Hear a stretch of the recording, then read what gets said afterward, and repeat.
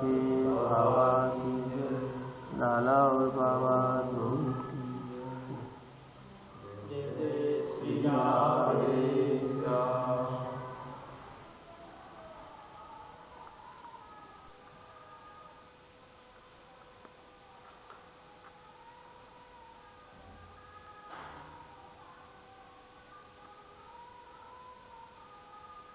श्री कृष्ण कीर्तन से क्या लाभ है? उड़िया बाबा जी महाराज से प्रश्न पूछा किसी। उत्तर: श्री कृष्ण कीर्तन से साधक को भगवान श्री कृष्ण के दर्शन होते हैं और उन सिद्धों को जिन्हें भगवान श्री कृष्ण के दर्शन हुए हैं अपने प्यारे के नाम लेने में परम आनंद आता है। प्रश्न: महाराज जी, संकीर्तनोत्सवों का लक्ष्य क्या होना चाहिए?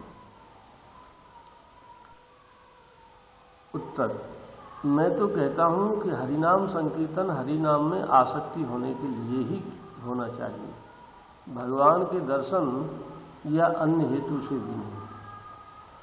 तो क्या भगवान नाम में आसक्ति होना भगवत दर्शन से भी बढ़कर है?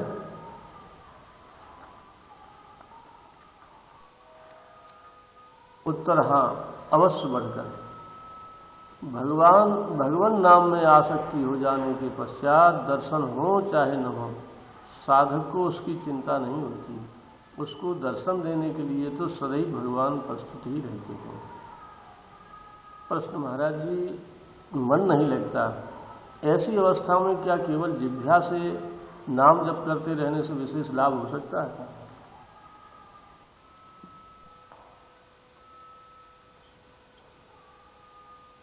उत्तर: अवश्य हो सकता है, क्योंकि सांसारिक काम भी बिना मन लगे करने से पूरा हो ही जाता है। जैसे बही खाते का काम करते समय भी मन भ्रमण करता रहता है, किंतु इस प्रकार बिना मन लगे भी करते रहने से वह काम पूरा हो ही जाता है। वैसे ही बिना मन लगे केवल जिह्वा से ही जप करते रहने पर भी सफलता अवश्य मिलेगी।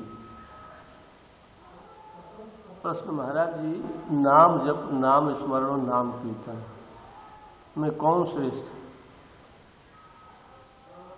और वाणी द्वारा होने वाले उपांशु मानसिक जपों में कौन सा जप उत्कृष्ट है? उत्तर: साधारण जनता के लिए जिनका मन संयत नहीं, उनके लिए नाम संकीर्तन से ही विशेष लाभ होता है। जो संयत चित्त वाले हैं उनके लिए जप अधिक लाभदायक है।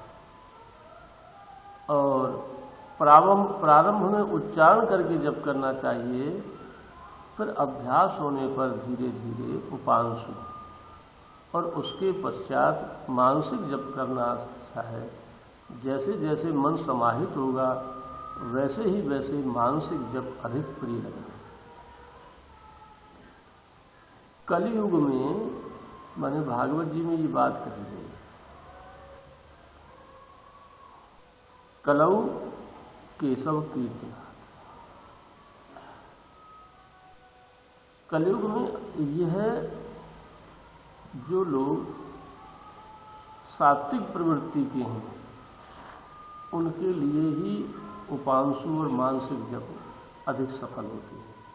लेकिन अधिकतर लोगों की वृत्ति कलयुग में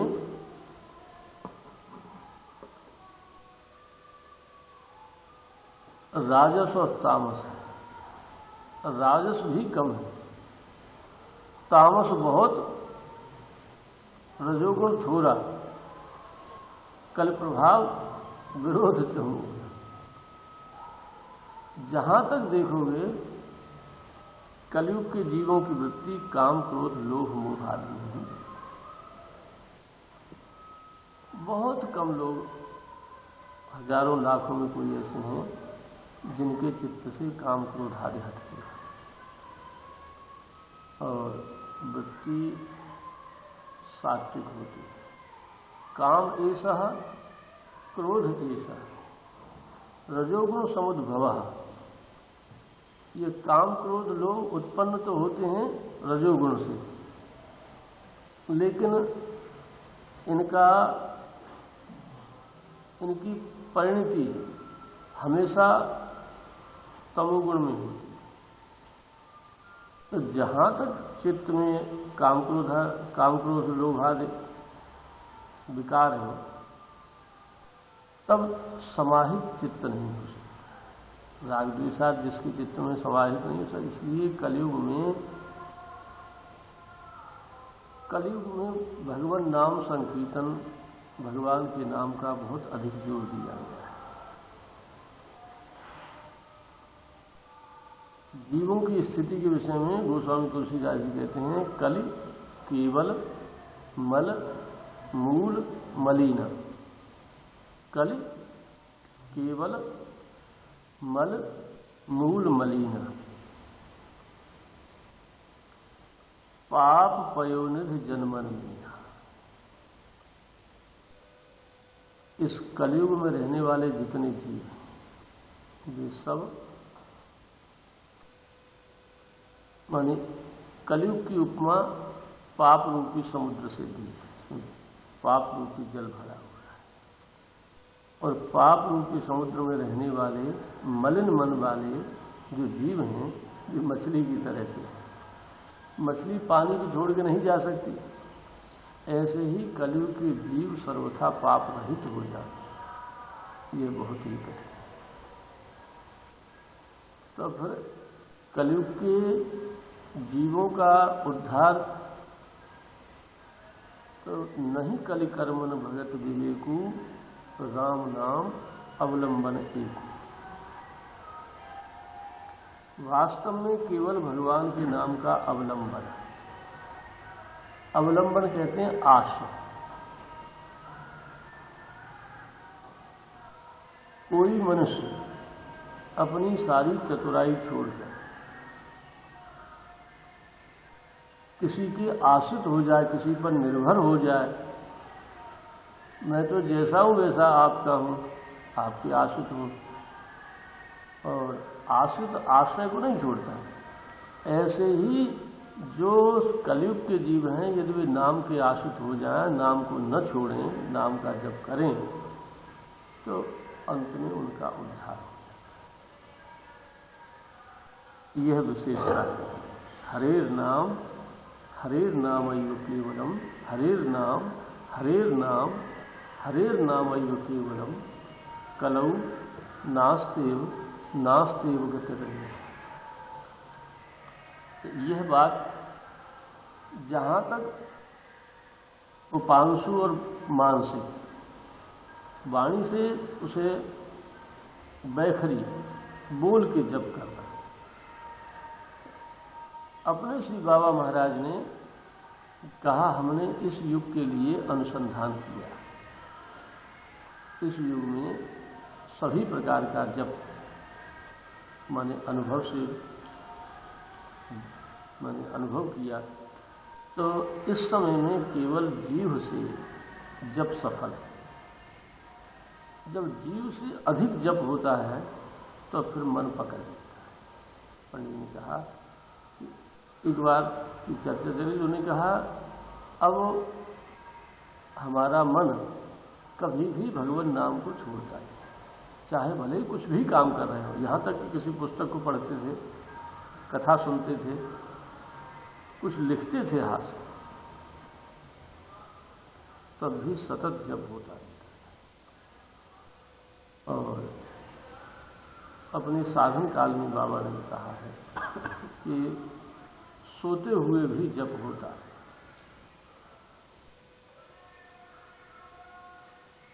जब उत्कटता पूर्वक जीव से जप का अभ्यास किया जाए, तो जीव से जप के अभ्यास में बाबा महाराज ने कुछ लाभ देखे।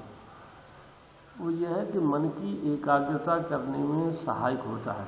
जैसे जो लोग जीव से थोड़ा उच्चारण पूर्वक नाम लेते हैं, तो जीव कर्मेंद्रिय है। कर्मेंद्रियों से किया हुआ काम उतना मन पर बहुत जल्दी प्रभाव नहीं डालता। कान ज्ञानेंद्रिय है, तो यदि जीव से इस प्रकार जप किया जाए कि कान सुनते हैं, और कान के साथ कान से मन को संयुक्त कर दिया जाए कि कान से मन जो है कान से नाम सुनने में लगे। तो ज्ञानेंद्रिय और कर्मेंद्रिय दोनों लगी। जब ज्ञानेंद्रिय कर्मेंद्रिय लगती हैं किसी काम में तो मन को बहुत अंशों में लगना पड़ता है और धीरे धीरे मन उस जप को पकड़ लेता है। कभी भूल में न रहें कलयुग में कि हम तो बिल्कुल मन से जप करते हैं। अब इस विषय पर विचार करना है, मानसिक जप के विषय, मानसिक जप के विषय में विचार ये करना है। ये उपांशु तो चल सकता है, जीव चलती रहती है, जीव को अभ्यास नाम का हो गया है, उनका जप चलता रहता है। लेकिन जो इसका सर्वथा निषेध करते हैं कि जीव चले ही नहीं, जीव भी नहीं चले, केवल मन से जप हो, तो वृत्तियां क्षण क्षण बदलती रहती हैं। एक रस नाम में वृत्ति लगी रहना कठिन है।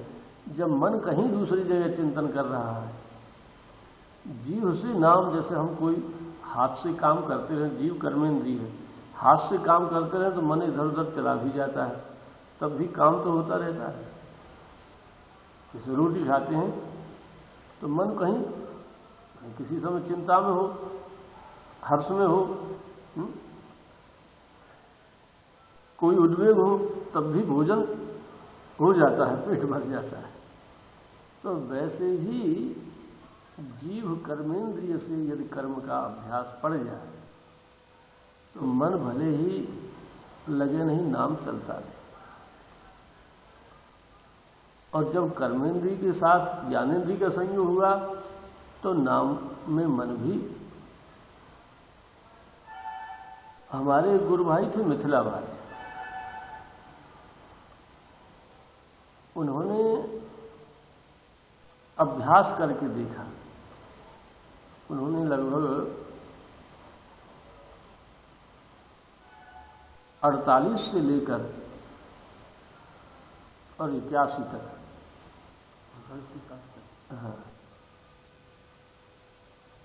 इतने पंक्चुअल थे अपने जीवन में, वैसा अभी तक हमारी निगाह में कोई साधक नहीं है। जिस जगह से उन्होंने लोटा रख दिया, जीवन भर उसी जगह लोटा रखा, स्थान है तो लोटा का स्थान बन गया था। ईंट का फर्श था तो उसमें लोटा भारी था, लोटा का फर्श। जिस जगह पर पहले दिन उन्होंने लंगोटी सुखाई, जीवन भर उसी जगह सुखाई। और कभी चाहे वे निकलें, चाहे लघुशंका के लिए निकलें, चाहे शौच के लिए निकलें, हर समय घड़ी में, कभी मिनटों का अंतर नहीं पड़ता था, सेकंडों में भले पड़ गया। हाँ। और कभी उन्होंने अपने कुटिया में माचिस नहीं रखी, न मोमबत्ती रखी। बाबा महाराज की पुस्तक उनके पास रहती थी। वे लॉयर थे अपने वहां, तो वैसा ही उनका माइंड भी था। यूं हाथ से पुस्तक अंधेरे में देख ली, जो पुस्तक मंगानी है उसी पुस्तक को पढ़ने की। भले ही पुस्तक मोटी छोटी कैसी भी हो, लेकिन उनका हाथ बता देता था कि ये पुस्तक ये है, उसी पुस्तक को। कभी उन्होंने जीवन भर कुछ है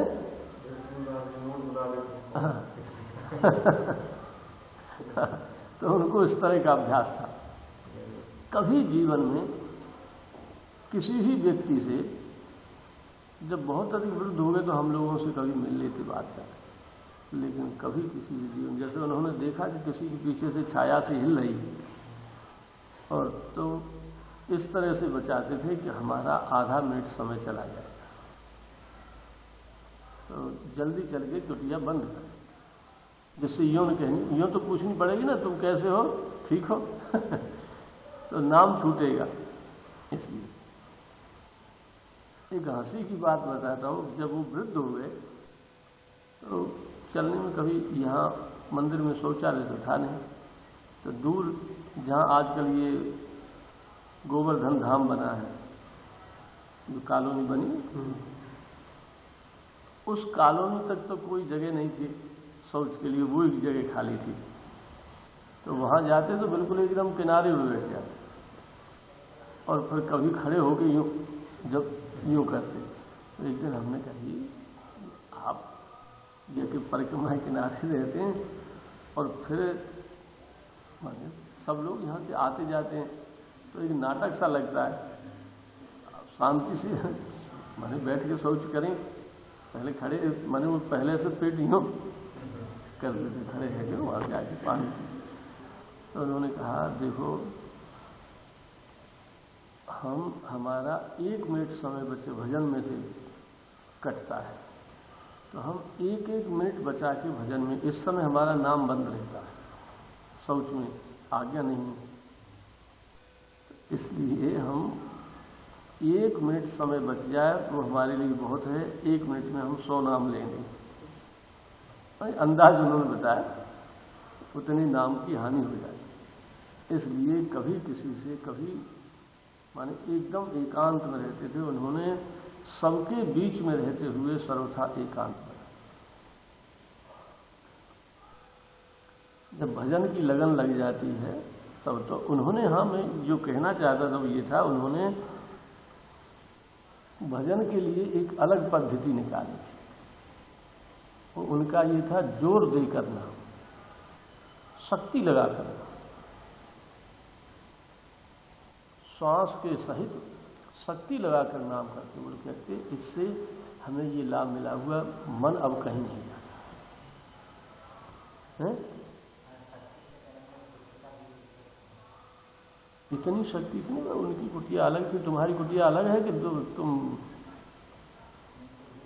कोई कुछ भी नहीं, शक्ति लगा जोर जोर से चिल्लाना नहीं, श्वास के साथ। जैसे मैंने कोई महामंत्र का जब करता है तो हरे राम हरे राम राम राम हरे हरे कृष्ण कृष्ण हरे हरे राम, इतनी किसी का डिस्टर्बेंस नहीं। लेकिन जहां तक उनकी श्वास का बल रहता था वहां तक करते, तत्काल श्वास खींच के फिर उसी तरह से दे, कभी आलस्य का नाम है। एक आश्चर्य की बात बताती, आश्चर्य था उनके भजन का अभ्यास इतना दृढ़ हो गया था कि कभी समय नहीं चूकता। एक बार उनको दस्त हो गए तो रात्रि में लगभग 10 बार दस्त गए। यहां शौच की कोई व्यवस्था नहीं थी और सड़क उतनी चलती नहीं थी, तो अब रात में इतनी दूर जाएं तो वहीं मंदिर के सामने ही वैसी जगह पड़ी हुई थी खाली, उस जगह में भी रात्रि में शौच हुआ और हाथ पाथ हम लोग धुला देते। 10 बार शौच गए और 10 बार शौच जाने के पश्चात जैसे ही 2 बजे तब तक गए, मैंने 2 बजे से 10-15 मिनट पहले तक गए, लेकिन ठीक रात्रि में 2 बजे उनका 1:45 बजे घड़ी से बैठ जाना उनका नियम था। जैसे ही शौच से बैठ गए 6.25 घंटा का उनका नियम था, ठीक 6.25 घंटे तक उठना नहीं। उस बीच में एक भी बार शौच। अब जैसे ही 6.25 घंटे का पूरा हुआ अब फिर शौच चालू।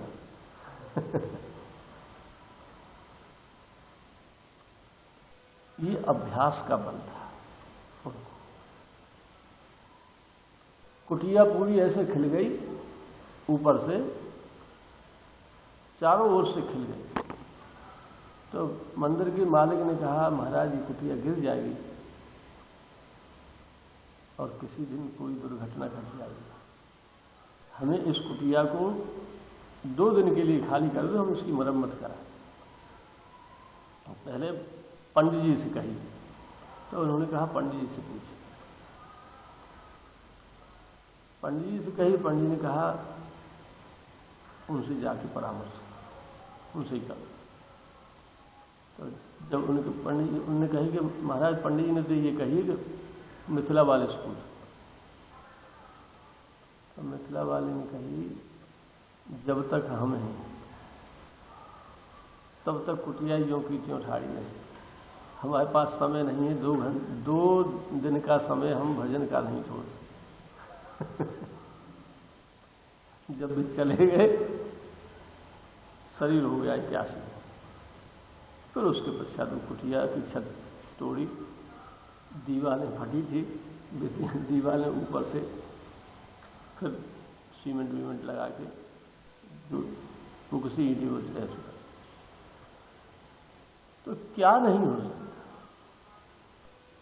लेकिन निष्ठा चाहिए। भजन के लिए चित्त को इधर उधर नहीं डोलाना पड़ता। यदि हम और किसी इधर उधर देते हैं, आज बाल्टी उनके लिए पानी के लिए भर के रख देते, तो पंडित जी तो समय पर पानी पीते थे, लेकिन उनको जब समय हो, जब कि चाहे भले ही ठंडा गर्म कुछ भी नहीं, तो बाल्टी एक उनके दरवाजे पर रख देते हमेशा पानी भर के, बाकी ऊपर एक पट्टा रख देते। जब वो निकलेंगे तब वहां से पानी पी लेंगे। पानी पी लेते, एक अपनी घंटी भर के रख देते, एक वो लोटा जिसमें लहसुन कर जाते थे उसे भर देते। बस 24 घंटा के लिए उनके हो गया काम।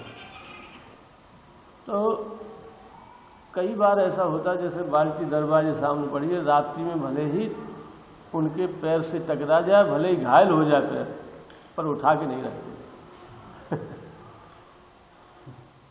उनका लक्ष्य, उनकी दृष्टि हमेशा अपने लक्ष्य पर बनी है, कभी इधर उधर नहीं। तो जिसे भजन करना है उसको चाहिए कि हाथ से, और वो माने जब भी कैसे जोर लगाते थे हाथ पैर भी चलाते थे। उस दिन की बात, वादना हम साथ में थे, तो उन्होंने कही कि कहीं नींद न आ जाए, क्योंकि रात्रि में सोए नहीं थे। तो यूं हाथ हमेशा यूं करते हुए उन्होंने पूरा एकदम शिथिलता, लेकिन उन्होंने कहा आज्ञा है हमारे लिए जम्हाई अथवा शिथिलता, जम्हाई ने आलस नहीं आना चाहिए। यूं हमेशा बैठते थे, तो जब उस दिन केवल यूं हाथ चलाते हुए ही उन्होंने किया।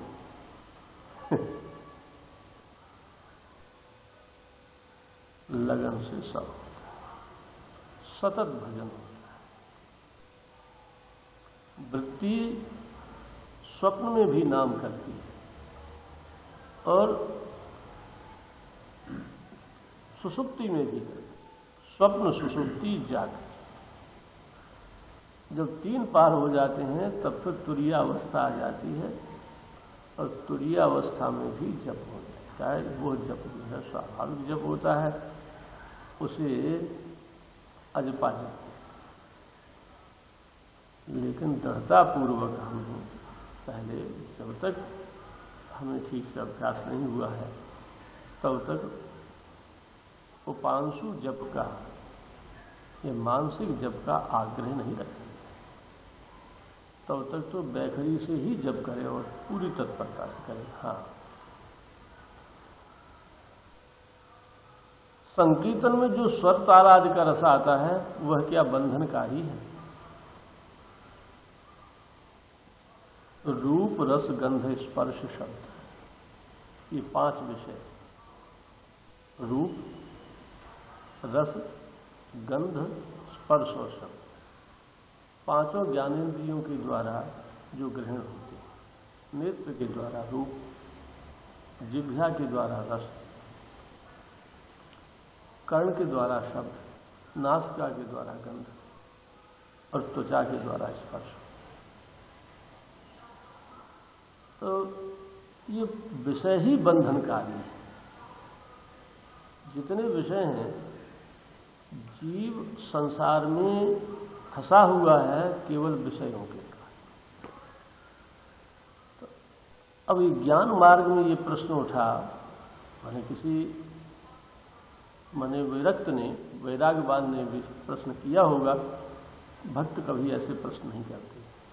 तो उन्होंने कहा कि जो संकीर्तन में स्वर ताल आदि में जो रस आता है, शब्द में जो रस है, शब्द में जो आनंद है, लय के साथ जो कीर्तन होता है, वो बंधनकारी होता है या नहीं?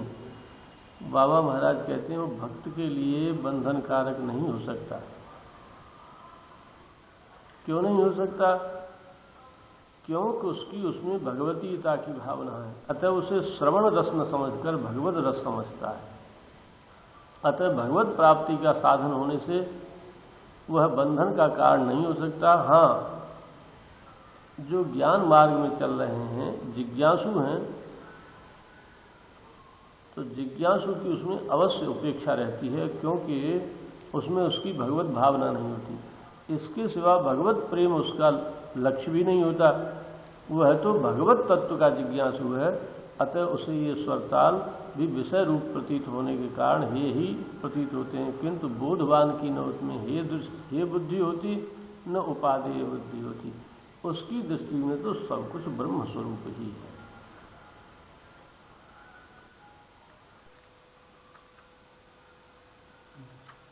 नहीं,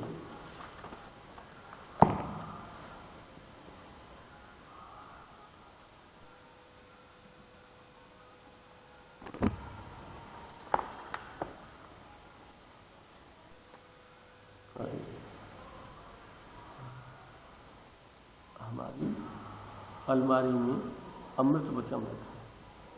हाँ,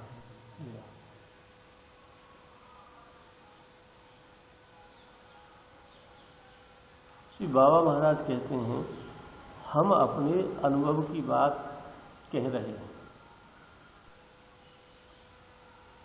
कि या पथ में अत्यंत आवश्यकता है सदाचार। बिना सदाचार के चाहे जितनो साधन करे, पर साधन टिक नहीं सके।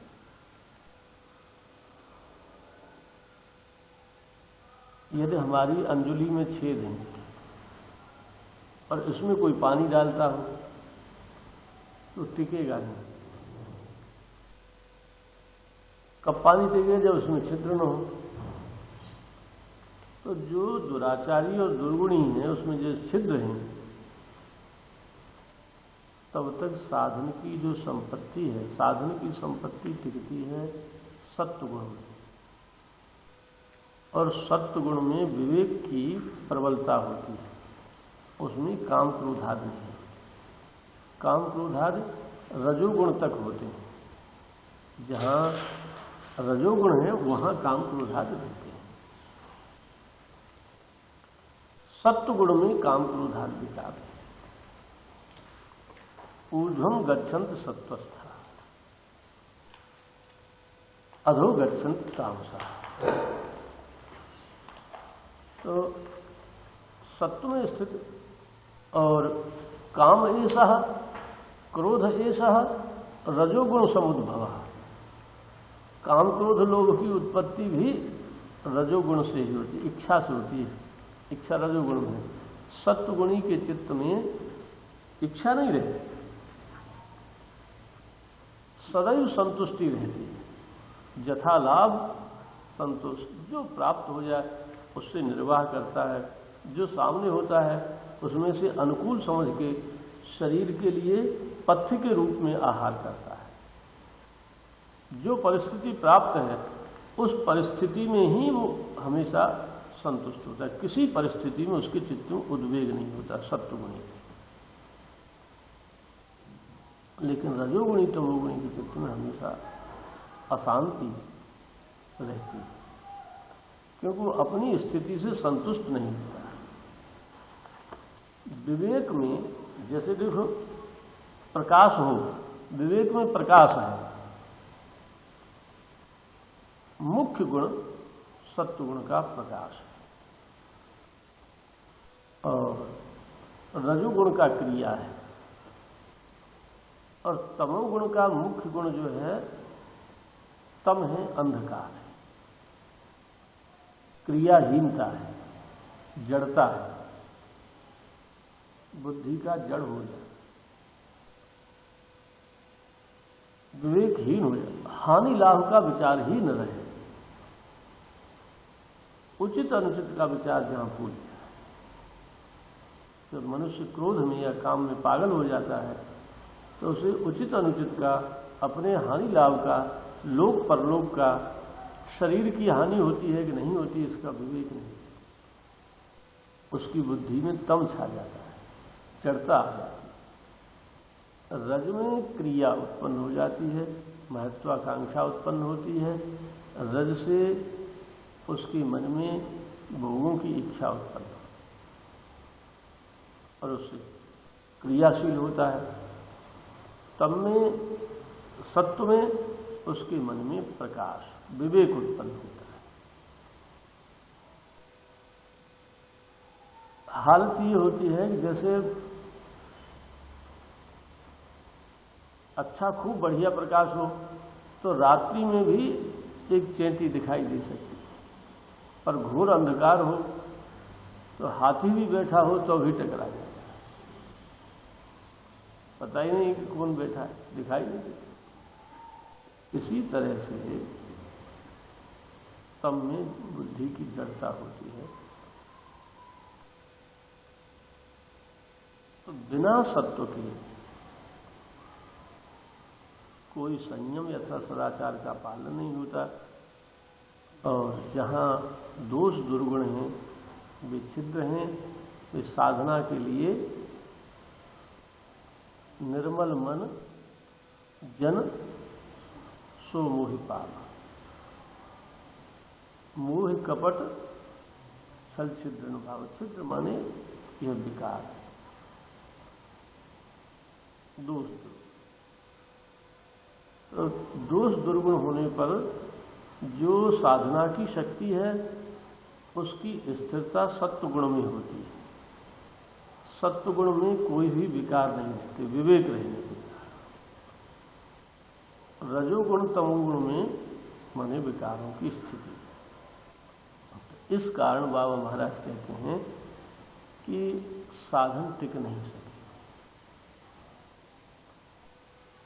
दुर्गुण दुर्व्यसन साधन भजन को शक्तिहीन कर दें। काम क्रोध लोभ मोह मद और मात्सर्य सभी विकार बड़े प्रबल हैं, ये सब साधन को नष्ट करें। तथापि सब में महाभयंकर है काम क्रोध।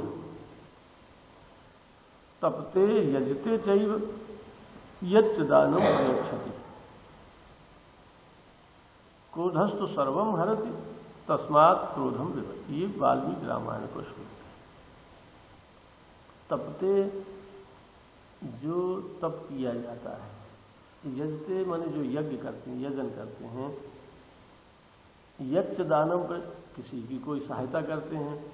तो क्रोधस्तु इनमें से तप, स्वाध्याय, दान, यज्ञ, परोपकार, इन सब की क्रियाओं को क्रोध सर्वथा भस्म कर देता है।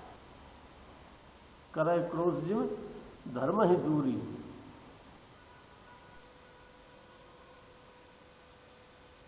बोले हाँ, विहंस कहा हंस सुनहु मुनि, लखनलाल जी कहते हैं क्रोध पाप कर मूल, क्रोध पाप की जड़ है। और उससे क्या होता है, जेहिबस जन अनुचित चरहि, हाँ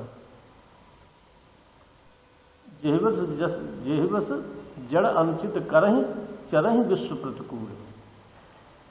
समस्त विश्व के प्रतिकूल क्रोध यदि किसी को विशेष आ जाए तो न मां को देखता है, न पिता को देखता है, मार देता है। भाई को क्रोध, भाई पर क्रोध आ जाए तो भाई को भी मार देता है। और अपने पर ही कोई क्रोध आ जाए तो फांसी खा के मर जाता, रेल के नीचे कट जाता। ऐसा चित्त का क्रोध होता है। क्रोध में सर्वत्र विवेकहीनता होती है। क्रोध जैसा अंधकार करने वाला और कोई नहीं है। इसलिए तपते यजते चैव यच्च दानम प्रयच्छति क्रोधस्तु सर्वम हरित तस्मात् क्रोधम विवर्जेत।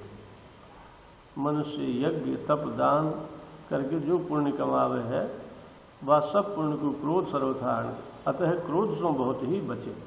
क्रोध के अवसर पर समझावे सो काम ले, साधन करने वाले लाख नहीं, किंतु बिना सदाचार के लाभ दिखाई नहीं दे रहा।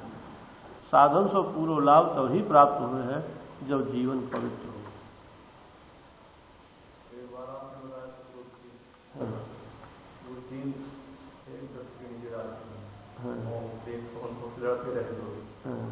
सुबह हो गया तीसरे का नंबर आया, हाँ भाई बहुत बलवान है, जीत नहीं पाते। तो जब तीसरा गया तो शांत लड़ाई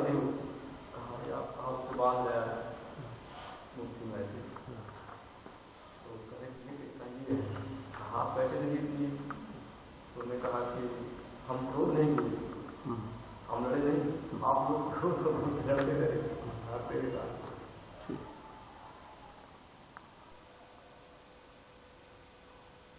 अब आज जो है ये बाबा महाराज से प्रश्न किया गया था। उस प्रश्न के उत्तर में बाबा ने सदाचार की, श्रद्धा की महिमा कुछ गाई थी। तो पूछा श्रद्धा क्या है और सदाचार क्या है, संयम क्या है। इस विषय में सदाचार के विषय में पंडित जी ने जो कहा, सदाचार या शब्द में दो पद हैं, एक सत और दूसरे आचार। व्याकरण से तक के स्थान में दबन गए, कहूं कहूं तक न बन जाए, जैसे सन्मार्ग सतमार्ग, लेकिन मां की जगह से व्याकरण में ना बन जाता। सत को अर्थ है अत्युत्तम, जो श्रेष्ठ पुरुष हैं, संत हैं, इनके आचरण ही सदाचार है। संतन की जीवनी पढ़ो अथवा जो वर्तमान में संत हैं, बड़े गौर से इनके आचरण देखो, इनकी रहनी देखो। ये कितने सरल हैं, कितने विशाल हृदय हैं, कितने उदार हैं, कितने क्षमाशील हैं, दुख सुख सहवे में कितने समर्थ हैं, भूल सो हो क्रोध नहीं करें, काहू की आलोचना नहीं करें, काहू को अनिष्ट नहीं चाहें, स्त्री जाति सो सदैव बचते रहें, द्रव्य को संपर्क नहीं रखें, सब ही मान प्रद आप मान, भूलिन देहिक मार्ग पाओ, सबके प्रिय सबके हितकारी, दुख सुख सरिस प्रशंसा है। आदि आदि वाक्य इनमें सदाचार को ही बरतते हैं। वेद पुराण उपनिषद शास्त्र संतन की वाणी आदि जो सद्गुण बतावे हैं, वास्तव में ये ही सदाचार हैं। साधक जैसे जैसे इन सदाचारन को अपने जीवन में भरतो जाए है, वैसे ही वैसे वो माया के प्रपंच से ऊपर उठ के उत्थान के मार्ग में प्रवेश पाए। जो जो जीवन में संयम और सदाचार की मात्रा बढ़ती है, त्यों ही त्यों उसकी वृत्ति का उत्थान होता है, और उत्थान होते होते अध्यात्म में प्रवेश हो जाता है।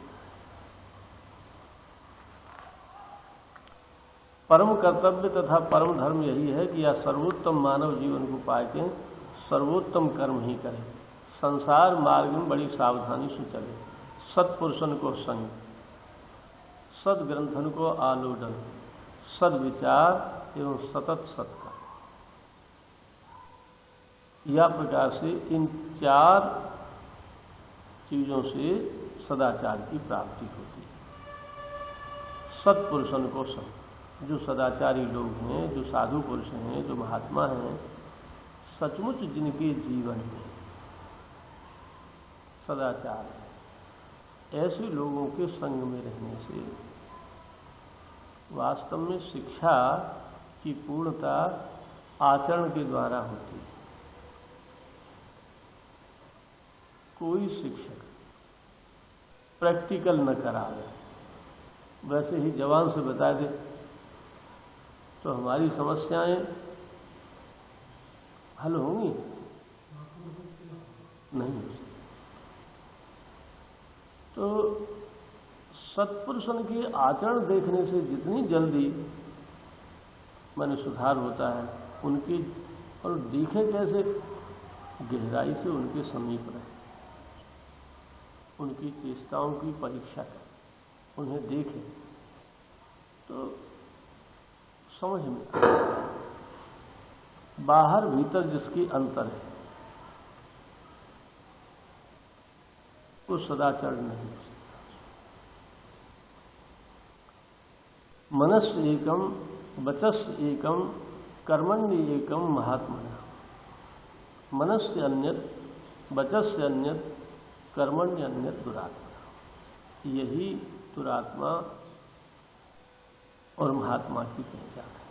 तो सत्पुरुषों के संग, सदग्रंथों का आलूडन, जैसे बाबा महाराज की जीवनी है, बाबा महाराज की वाणी है, कहीं तुमने एक रस है, इतनी सरल भाषा में इतनी हृदयग्राही बातें सर्वत्र मिलना बहुत कठिन। जिनके जीवन में माने जो बातें उतरी हुई होती हैं उनके मुख से सरलतापूर्वक निकलती हैं। जिन्हें अपनी प्रतिष्ठा कायम करनी है उनके शब्दों में भी सरलता नहीं होती। वेश, भाषा, क्रिया, चातुर्यादि, चतुराई, यह है स्वमहत्व प्रकटनम, अपना महत्व प्रकट करना, यह दम्भ है। जिसके समीप जाके जो अपनी प्रशंसा हमेशा गाता रहता है, जो अपने विषय में ही बात, सच्चे सत्पुरुष होते हैं वे अपनी निंदा करते हैं, वे अपने को छोटा समझते हैं, छोटा ही कहते हैं। लेकिन असत्पुरुष, उन्हें समाज से सम्मान प्राप्त करना है तो वे अपने दोषों को कह नहीं सकते। बड़े बड़े महात्मा, बड़े बड़े ऋषि लोग ये कहते हैं कि यान स्माकक गुण सुचरितान, हमारे में तुम्हें कुछ अच्छाई जान पड़ती हो, तान तयोपास्यान, उन्हीं को तुम ग्रहण करो, नो इस तरह, और कोई बुराई कहीं है तो उसे ग्रहण मत करो। बड़े बड़े महात्मा लोग कहते हैं और उनको सचमुच अपने में दोष दिखाई देते हैं। तो कोई कह सकता है क्या महात्माओं में दोष होते हैं? उत्तर यह है, दोष नहीं। लेकिन हमारे पैमाने में उनके पैमाने में अंतर होता है।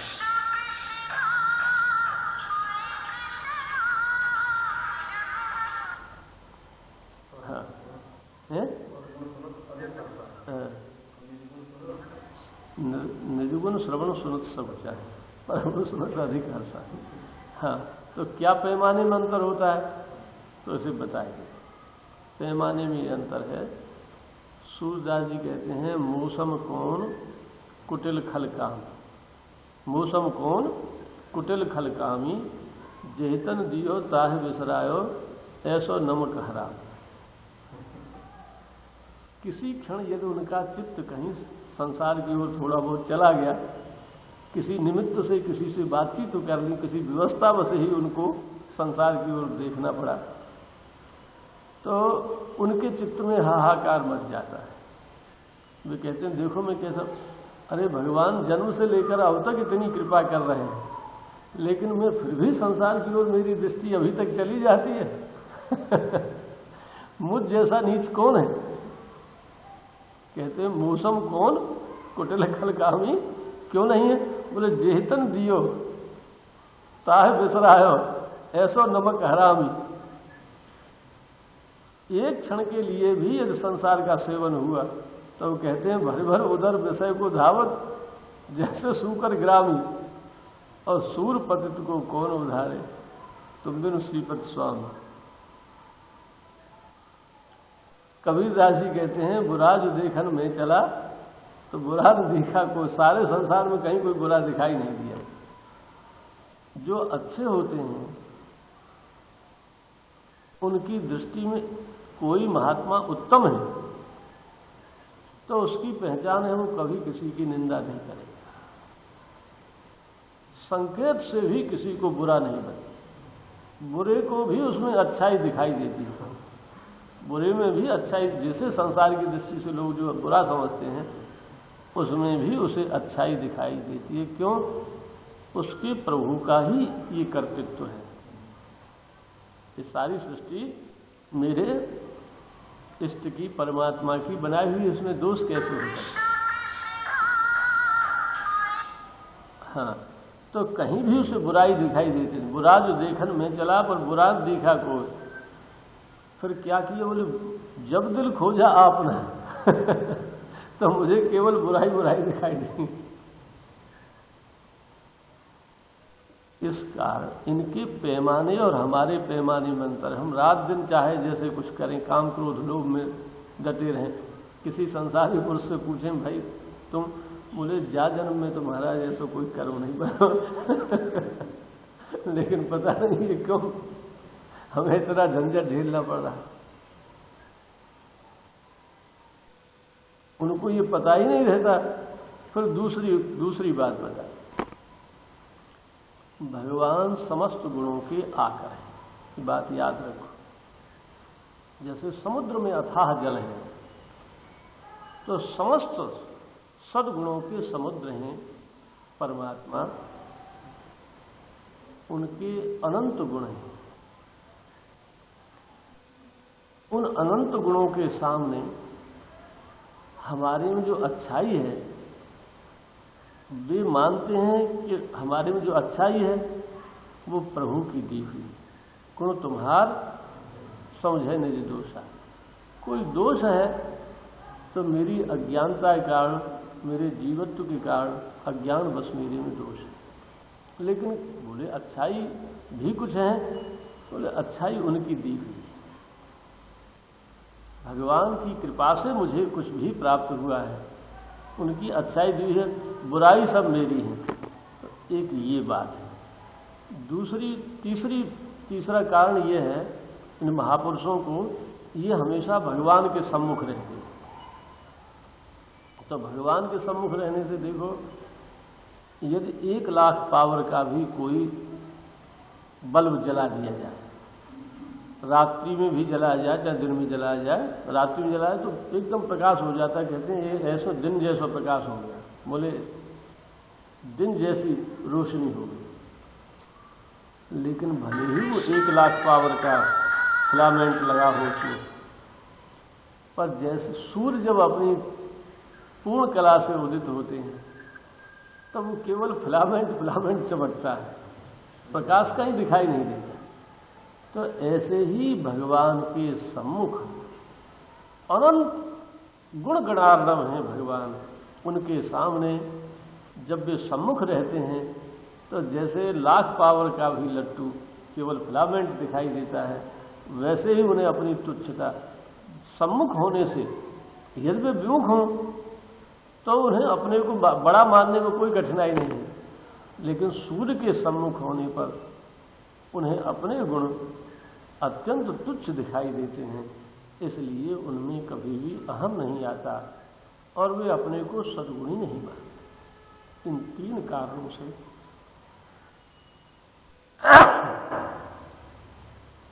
ऐसा नहीं कि वे कामी क्रोधी होती हैं। कहीं भी इच्छा उत्पन्न हो जाए, भले ही किसी भी कारण से हो, भगवान को भोग लगाने के लिए भी उनके मन में कभी इच्छा जागृत हो जाए, तब भी वे हाहाकार करने, अरे हमारे मन में पता नहीं, निमित्त भले ही भगवान हो लेकिन पता नहीं अंतःकरण का हो सकता है हमारे लिए। तो इस तरह से उनके मन में अपने को भी कामी क्रोधी माने।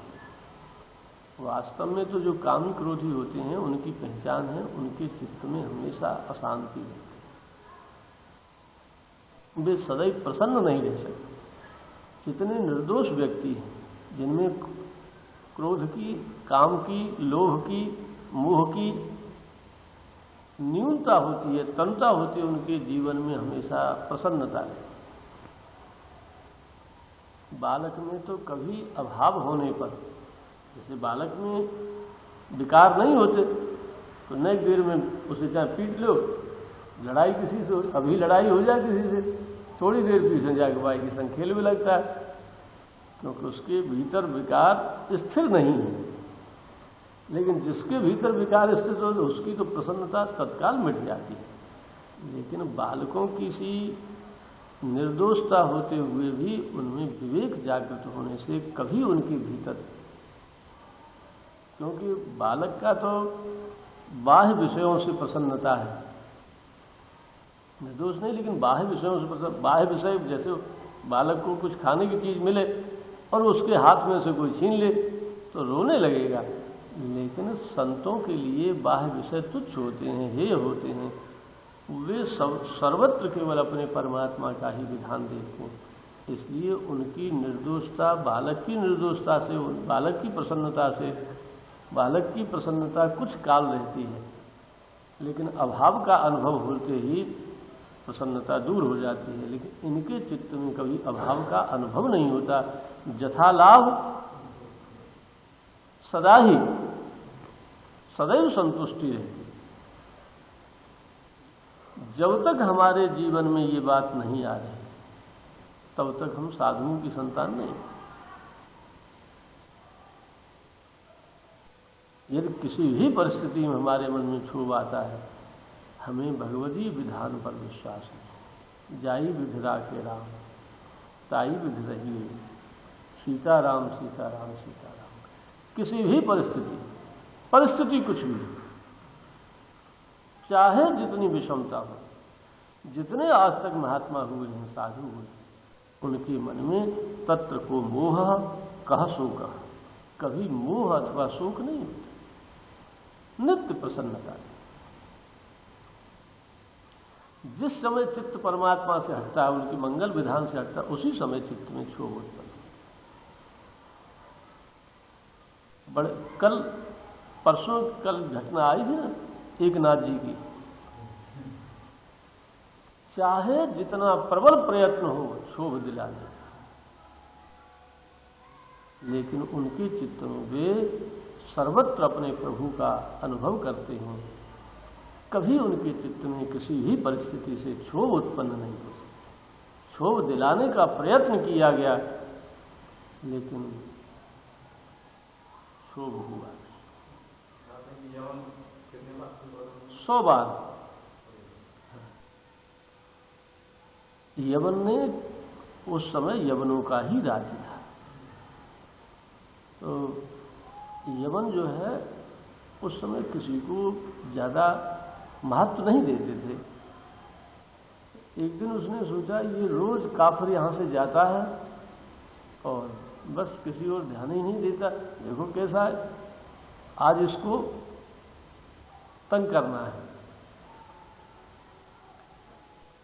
तो महाराज वहां से कावेरी स्नान करने जाते थे।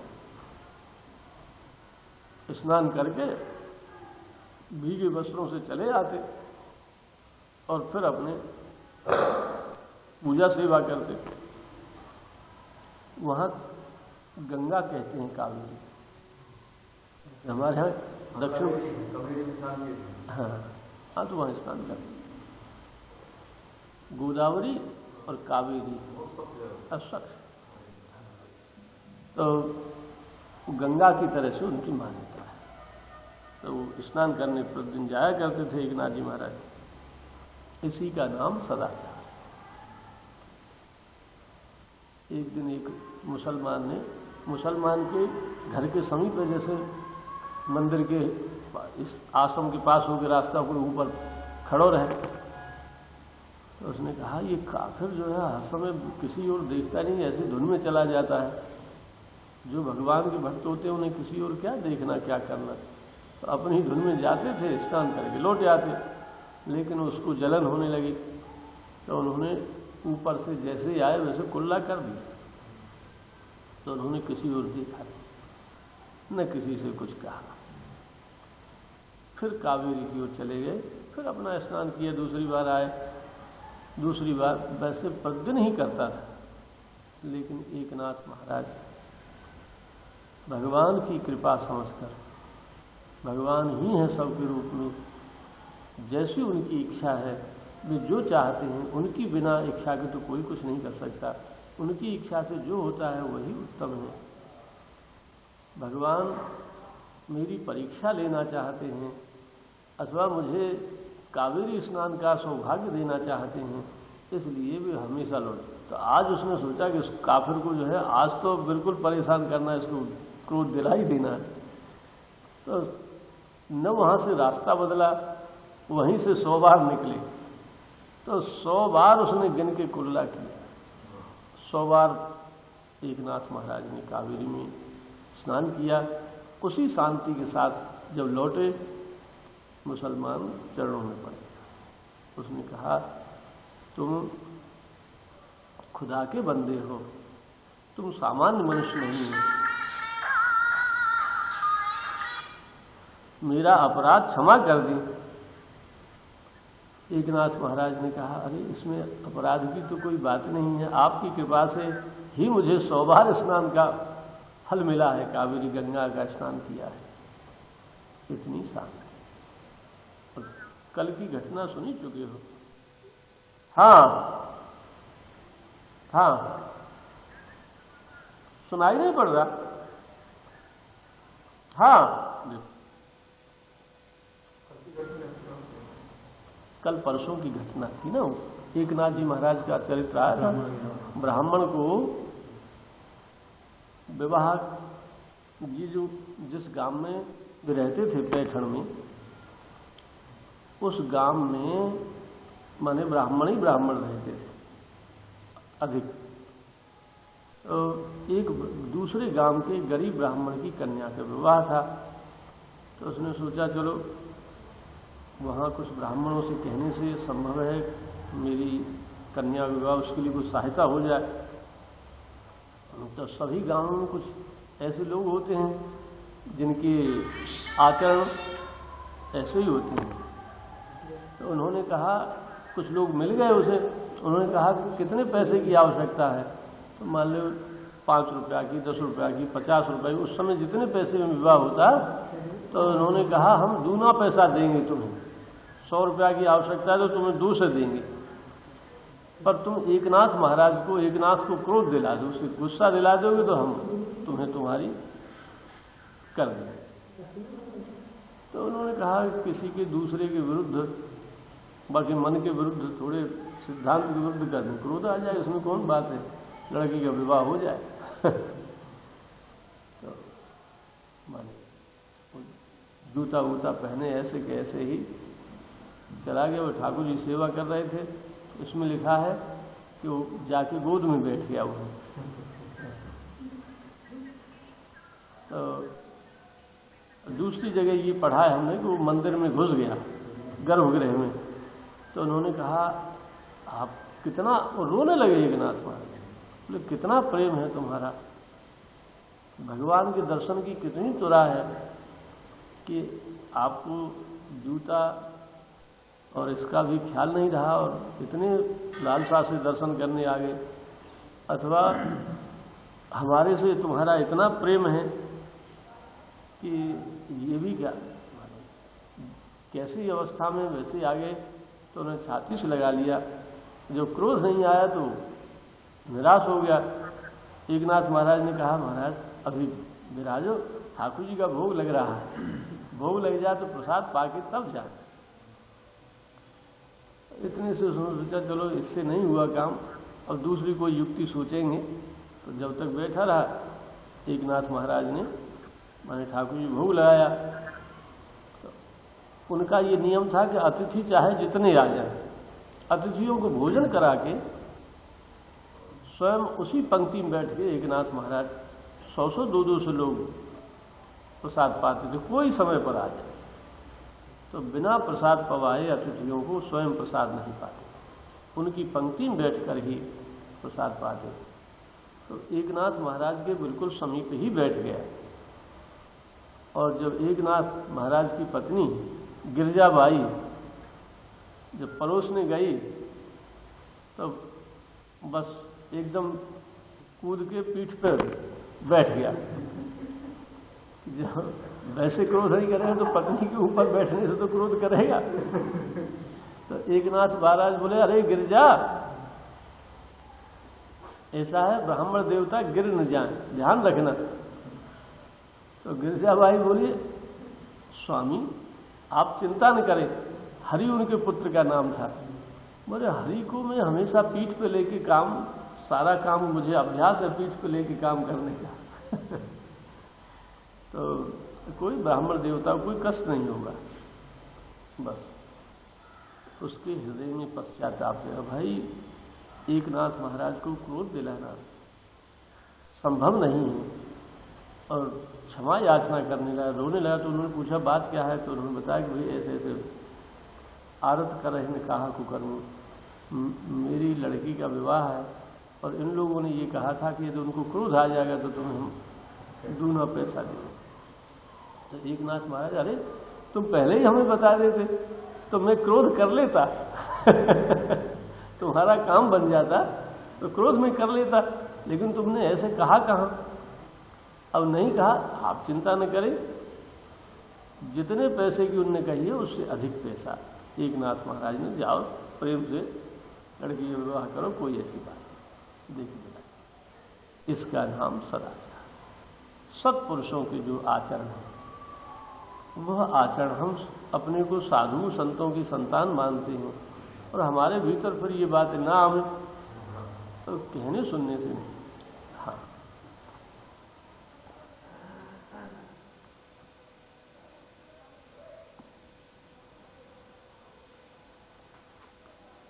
या में कोई चिन्ह लगा दिए पर अच्छा, हाँ, किसी भी कल्याण में इनमें कोई चिन्ह पता नहीं रहता कि कौन सी कोई मैं दूसरे नहीं।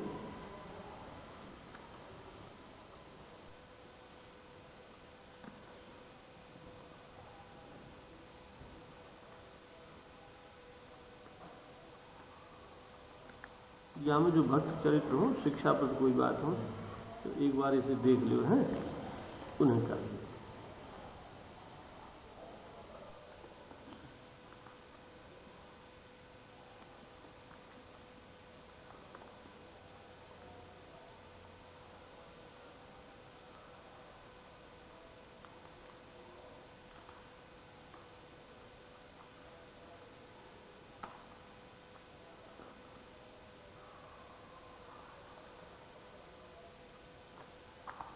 सच्चे साधु स्वामी विशुद्धानंद, ये विशुद्धानंद काशी में थे और अपने समय के बहुत महापुरुष थे। इनको गंधा बाबा भी कहते हैं, शुद्ध पुरुष। सारे भारतवर्ष भर के संत सम्मान करते थे। काशी के आदर्श सन्यासी संत विशुद्धानंद सरस्वती वेदांत के महान पंडित थे। सनातन धर्म के सन्यास सिद्धांत के रंग में रंगा हुआ उनका समस्त जीवन आत्म प्रकाश से समृद्ध था। वे औपनिषद आत्म शांति या निवृत्ति की सजीव चेतना थे। लोक ख्याति जनसंपर्क से पूर्ण तटस्थ रहकर काशी के अहिल्याबाई घाट पर अपने पवित्र आश्रम में रहकर आजीवन आत्म साक्षात्कार की साधना करते रहे। काशी के बड़े बड़े विद्वान, ज्ञानी और ऐश्वर्य संपन्न धनी मानी व्यक्ति उनके चरणों के शरणागत होकर आत्मोत्थान का ज्ञान प्राप्त करने अपने आप को बड़े भाग्यशाली माने। आत्मज्ञान की प्राप्ति में वे श्रद्धा को बहुत महत्व देते। इस अध्यात्म पथ में श्रद्धा का बहुत अधिक महत्व। जिनके जीवन में श्रद्धा नहीं है वे कुछ भी नहीं करते। जहां श्रद्धा की कमी पड़ती वहीं दोष दिखने लगता और फिर अध्यात्म समाप्त होता है।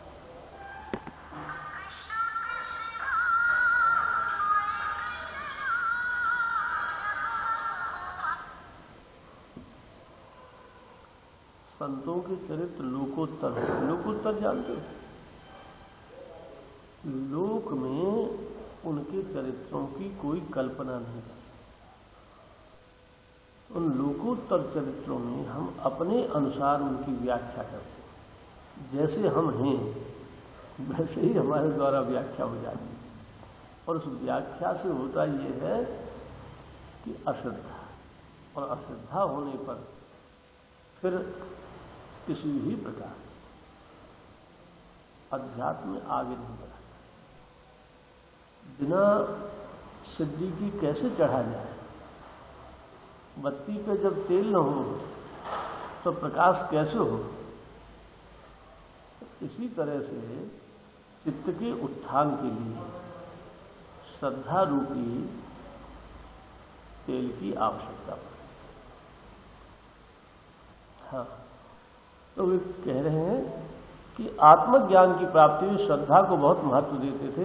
एक समय की बात है, वे अपने प्रिय शिष्य महामहोपाध्याय प्रमथनाथ तर्कभूषण को छांदोग्य उपनिषद का एक अंश पढ़ा रहे थे। वे प्रणय के प्रयाण के समय दक्षिण मार्ग की गति का एक अंश पढ़ा रहे थे।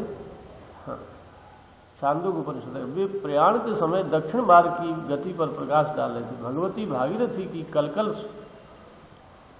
शांति गति से वातावरण में नीरवता थी। तर्कभूषण महोदय के लिए विषय रुचिकर नहीं था। वे कुछ उपरती सी दिखा रहे थे। महाराज विशुद्धानंद जी ने उस समय के लिए पढ़ाना स्थगित कर दिया। कहा कि तुम्हारे मन में संदेह है कि मैं जो कुछ कह रहा हूं सत्य पर प्रतिष्ठित है या नहीं। इस संदेह ने तुमको श्रद्धाहीन कर दिया। जिसके मन में श्रद्धा नहीं उसके लिए इन बातों का न सुनना ही अच्छा है। कहने वाले के लिए भी विडंबना मात्र है। तर्कभूषण महोदय ने स्वामी जी के चरणों में विनत होकर अपने अज्ञान के लिए क्षमा मांगी। स्वामी जी के मुख से उस समय अत्यंत महत्वपूर्ण वचन निकल पड़े। आजकल ज्यों-ज्यों पाश्चात्य शिक्षा का प्रभाव पड़ रहा है त्यों-त्यों संस्कृत शिक्षा पद्धति का प्रचुर रूप में ह्रास हो रहा है। अध्यात्म शास्त्र के प्रति लोगों की अश्रद्धा होना इसी का परिणाम है। स्वामी विशुद्धानंद जी महाराज उच्च कोटि के तपस्वी, मौन साधक और योगी थे। उन्होंने अपने महाप्रयाण के 20-22 साल पहले ही सुषुम्ना नाड़ी द्वारा योग प्रक्रिया से उत्क्रमण मार्ग का अनुसंधान प्रारंभ किया, जो जिसे कुंडलिनी जागरण कहते हैं। वे अपने प्रयास में सफल थे। उन्होंने कुछ दिन पहले ही यह कह दिया था कि मैं अमुक अवसर पर महाप्रयाण करूंगा। अपने कथन के अनुसार ही आज से 60 साल पहले उन्होंने नश्वर शरीर से संबंध विच्छेद कर अमृत धाम की यात्रा की। निस्संदेह स्वामी विशुद्धानंद सरस्वती आदर्श सन्यासी और परम व्यक्ति थे। महर्षि रमण।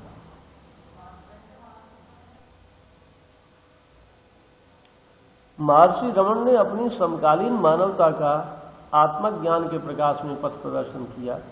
उन्होंने निष्पक्ष भाव से मानव मात्र को शरीर नहीं, शरीरी आत्मा का तथ्य समझने की प्रेरणा दी। वे समस्त जगत के थे। निस्संदेह समस्त जगत की आत्मचेतना उन्होंने परिव्याप्त थी। उनका अरुणाचलस्थ रमणाश्रम सांसारिकता के मरुस्थल का मरुद्यान है। महर्षि रमण ने अपनी खोज की। वे आत्मा के मानव रूप के मौलिक व्याख्याकार थे। उन्होंने लोक जीवन को आत्म विकास दिया। मानवता के ऐतिहासिक विकास में यह उनका महान योग स्वीकार किया जा सकता। महर्षि रमण ने मानव को आत्मानुसंधान का मार्ग बतलाया। उन्होंने कहा, अपने आप को जानो। आत्मज्ञान ही परमोक्ष ज्ञान है। आत्मज्ञान की प्राप्ति के बाद कुछ भी जानने के लिए नहीं रह जाता। उपदेश सार में महर्षि रमण की वाणी है। महर्षि रमण ने भाव शून्य सद्भाव सुस्थिति भावना बलात् भक्तिरुत्तमा बंध मुक्तितीतम परम सुखम विंदतीह जीवस्तु दैवी कहा। महर्षि रमण ने मानव को अपरिग्रह, आत्मज्ञान और भगवत विश्वास से संपन्न किया। वे स्वयं इनसे संपन्न थे। उनका समस्त जीवन आचरण प्रधान था। वे उच्च कोटि के अपरिग्रही थे। एक समय की बात है, उनके पास केवल एक लंगोटी थी। उसी में वे काम चलाते थे। वह फट गई थी, पर यह बात किसी पर प्रकट न हो इसीलिए किसी से उन्होंने आश्रम में सुई डोरे की मांग न की। वे जंगल में गए। एक मोटे कांटे में पतले कांटे से छेद कर उन्होंने उससे सुई का काम लिया। फटी लंगोटी में तागा निकालकर उसको सी लिया और उसको बहुत दिनों तक उपयोग में लाते रहे। मानव मात्र को महर्षि ने अपने इस तरह के जीवन में अपरिग्रह की शिक्षा दी। महर्षि ने मानवता को कहीं अपमानित नहीं होने दिया। मानव के हित के अनुकूल ही उनका आचरण परम पवित्र था। वे अभय थे। केवल परमात्मा के शासन में उनका कर्तव्य निर्धारित होता रहता था। वे महान भगवत विश्वासी थे। हाँ, तुम जा।